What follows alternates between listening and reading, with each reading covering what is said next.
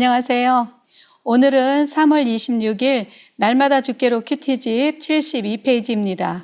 성경 본문은 구약성경 시편 128편 1절로 6절 말씀입니다. 이 말씀을 가지고 경외하는 자의 복이라는 제목으로 큐티 가이드를 시작하겠습니다. 사랑하는 성도 여러분, 오늘 우리가 나눌 시편 128편은 하나님을 믿는 우리 가정에 주실 복에 관한 말씀입니다.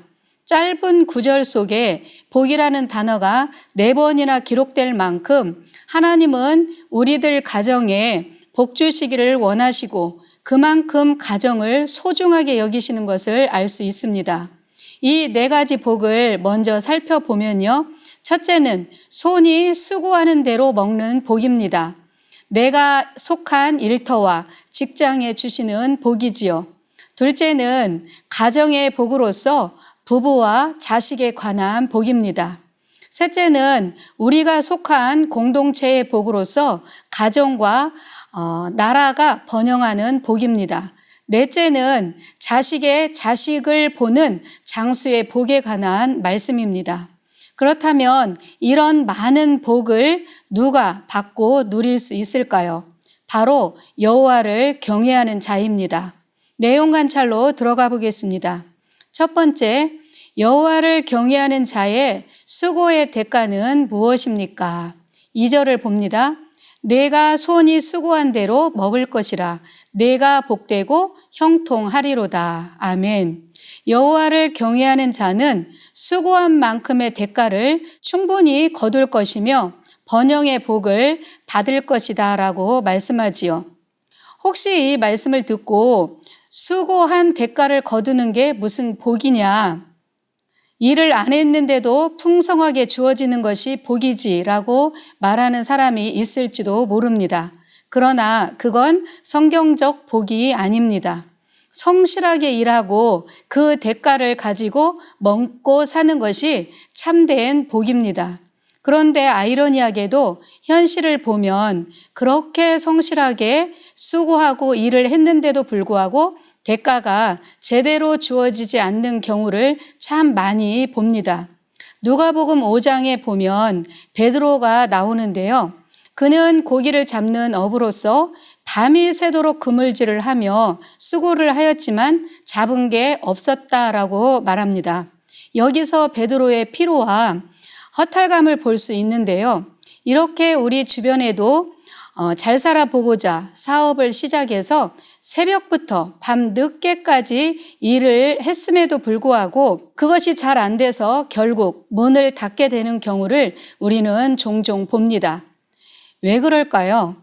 창세기 1장 11절로 12절에 보면 이런 말씀이 있습니다. 하나님이 이르시되 땅은 풀과 씨 맺는 채소와 각기 종류대로 씨 가진 열매 맺는 나무를 내라 하시니 그대로 되었다라고 합니다. 12절에 보면 땅이 풀과 각기 종류대로 씨 맺는 채소와 각기 종류대로 씨 가진 열매 맺는 나무를 내니 하나님이 보시기에 좋았더라. 아멘. 이 말씀은 하나님이 처음에 땅을 창조하셨을 때의 풍성한 모습입니다. 이렇게 하나님이 창조한 세상에 아담으로부터 죄가 들어오기 이전에는 하나님이 말씀하신 대로 땅이 저절로 열매를 내었고 채소와 열매 맺는 나무를 내므로 풍성함을 거두는 하나님이 보시기에 심히 아름다운 땅이었던 것을 알 수 있습니다. 그리고 하나님은 아담에게 그 땅을 경작하며 지키도록 하셨지요. 즉 하나님이 아담에게 일을 주셨던 것입니다. 그런데 아담이 하나님의 말씀을 거역하고 불순종하여 죄를 범한 후에는 아담으로 인해 땅이 저주를 받았습니다. 그 후로는 땅이 소산을 저절로 내지 않고 오히려 가시덤불과 엉겅퀴를 내게 되었습니다. 그리고 사람은 평생을 수고하고 얼굴에 땀이 흘러야 그 소산을 먹게 되리라고 말씀하셨습니다. 그러므로 뒤집어 보면 하나님의 말씀에 순종하지 않으면 아무리 수고하여도 저주한 땅에서 결실을 얻지 못할 수도 있음을 보여주는 것입니다. 이런 상황에서 내 손이 수고한 대로 충분한 열매를 거두게 될 것이라는 복을 주셨습니다. 두 번째입니다. 여호와를 경외하는 자의 가정이 받는 복은 무엇입니까? 3절을 봅니다. 내 집 안방에 있는 내 아내는 결실한 포도나무 같으며 내 식탁에 둘러앉은 자식들은 어린 감람나무 같으리로다. 아멘. 이 말씀을 우리말 성경으로 보면 이렇게 되어 있습니다. 내 아내는 집안 곳곳에서 열매를 많이 맺는 포도나무 같겠고 내 자식들은 올리브 나무들처럼 내 식탁 주위에 둘러 앉으리로다. 아멘. 말씀 속에 포도나무와 감람나무가 나오지요. 포도나무는 다산을 상징하기도 하지만 또 한편으로는 풍성함을 뜻하기도 합니다. 포도나무의 아내를 빗대어 설명한 것은 유대 사회의 한 단면을 보여주는 표현입니다. 출산 능력을 갖춘 건강한 아내가 자녀를 많이 낳고 하나님의 자녀로 잘 양육해내는 생명의 풍성함을 뜻하는 것이지요. 그 다음은 감람나무에 빗댄 자식의 복입니다. 식탁에 둘러앉은 자식을 어린 감람나무 같다고 합니다. 감람나무의 또 다른 말은 올리브 나무입니다. 이 말씀은 어린 감람나무가 질 좋은 기름을 많이 내어서 많은 사람을 유익하게 하는 것처럼 자식들이 잘 자라서 사회와 많은 사람들에게 선한 영향력을 끼치게 될 것을 말씀한 것입니다. 또 감람나무는 끈질긴 생명력을 뜻하기도 합니다. 6절에서 자식의 자식을 본다라고 한 것처럼 대를 잇는 장수의 복을 말씀한 것입니다. 이스라엘 역사는 전쟁의 역사다라고 해도 과언이 아닐 만큼 수많은 전쟁을 치렀습니다.